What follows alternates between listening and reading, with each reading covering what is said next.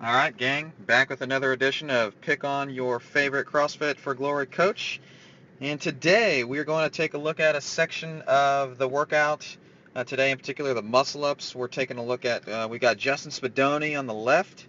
That's going to kind of be my model for this one. And then Coach Jim on the right.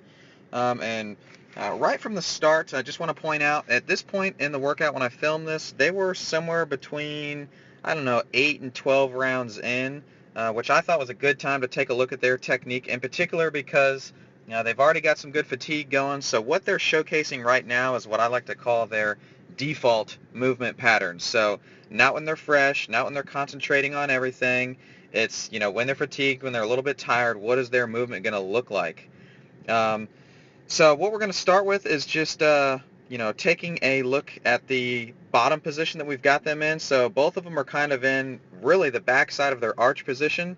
And take a look at their arms. So Justin's arms, nice and straight.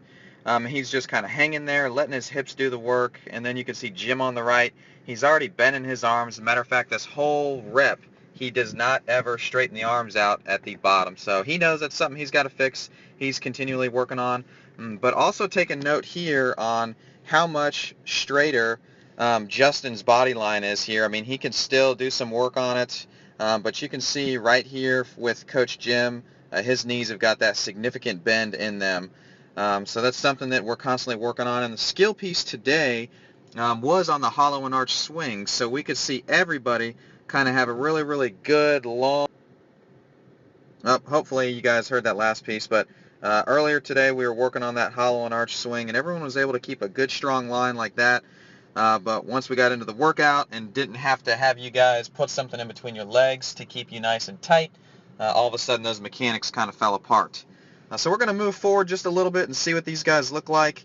What you can see here is immediately Jim initiates everything with his knees coming forward, and Justin kind of pushes the envelope, moving through that hollow position right here that he's in.